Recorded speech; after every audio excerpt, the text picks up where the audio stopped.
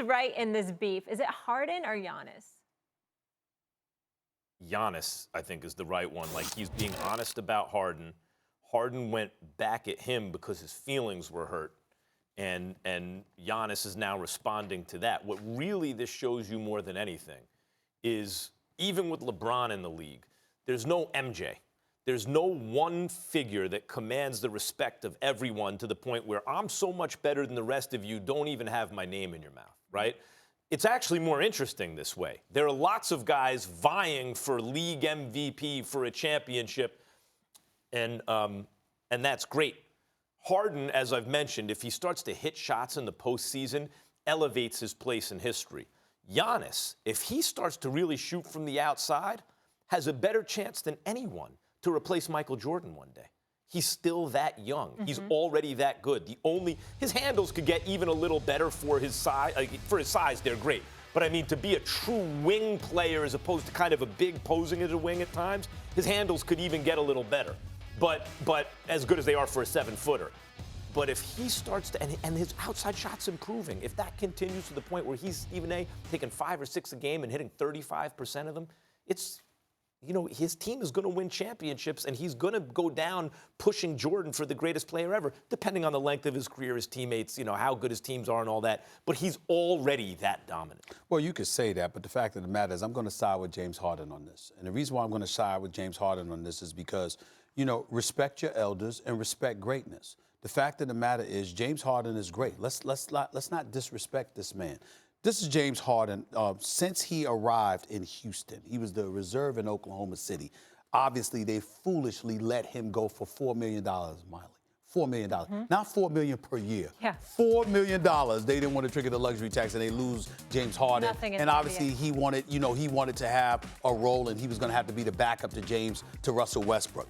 This is James Harden since he's arrived in Houston, okay? 25.9, 25.4, 27.4, 29, 29.1, 30.4, 36.1. He is now averaging 34.9. Mm-hmm. That is one of the prolific scorers in the history of basketball. You might not like him dribbling the ball too much. You might not like his Hollywood acting skills in terms of him snapping his head back and drawing fouls. You might not like the excessive amount of dribbling or the times that he's such a magician that he could get to the free throw line. But the reality is that we have literally had to have a conversation mentioning Michael Jordan as it pertains to us trying to compare the prolific offensive tendencies of James Harden to anybody in the history of basketball. Now, when you take that into account, and you're 6'5", because that's what he is, he's 6'5", mm-hmm. and you can do the things that he can do, handling the ball, shooting the ball, getting to the hole, et cetera, and you're the number one option for years and years and years. This kid comes in, unquestionably athletic, ferocious, defends, goes after it. Giannis is everything that you say, Max, and then some. This kid is special. He's the future. It's an exhibition all-star game, and you said we were just looking for whoever James Harden was guarding. Ouch. Now, was it true or not? Well, listen. Well, of course it was true because he's saying that what they were doing. He was talking about their strategy. What I'm saying to you is we've acknowledged that James Harden has been an underrated defender, particularly in the post against guys or whatever. But what James Harden is saying, you 7 feet tall. It's real easy for you to say some of those things with what God has blessed you with in terms of your size, mm-hmm. all right? I've had to develop these skills and this ability to get to this point. I love the Greek freak and he can ball. But to sit up there and to say that about James Harden, I thought James Harden had every right to clap back at him and remind him, yo, wait a minute here. What am I doing? You know what's wrong with that? I agree with you. Harden, in certain respects, is underrated. He's underrated, like, as a defender, as a team player. Oh, he shoots so much. That's what his team needs. When his team needs him to shoot less, he shoots less. By the way, he can pass his butt. I agree. I think Harden is underrated as a team player. But since when does a player that dominant, right, need pity points? Since when do we need to say, take it easy on him? Pause. It's pity point, Max, if you say it on your own. If you're minding your business and somebody plays a clip, well, we were just looking for whoever he was guarding. Let me ask you that's disrespectful. Let me ask you something. Would a player dare say that about Kobe Bryant in Kobe's prime? No. Would they dare say it about MJ? Kobe was an elite defender, so was in his prime, and so was MJ. Okay, so but they wouldn't say it, would they? But you're missing the point. I'm getting to them. He's minding his business, Max. And the guy just said, it's not like Milwaukee What does that tell you? It's not like Milwaukee just played Houston. Okay? No, Max, it's an all-star game. And you said, and everybody enjoying themselves. It's festive other than the damn cold weather in Chicago. Don't get me started with that. And you're minding your business and somebody plays a clip. Well, we were just looking for whoever. But what does that tell you? It's very disrespectful.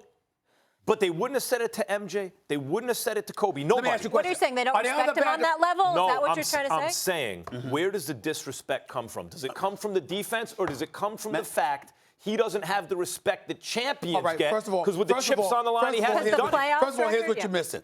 I could bring up, and I could ask you this question about Luka Doncic, although I won't because he's only in his second year, or a plethora of other stars who aren't known as elite defenders. Were their names brought up? Why not? Well, I'm just saying, I'm asking you. The point is that their names weren't brought up. I'm saying guys that we know don't defend. Why you bring up that guy? Because if I'm James Harden, that's what I'm saying. Why you bring me up? What's the reason for it? They don't fear him.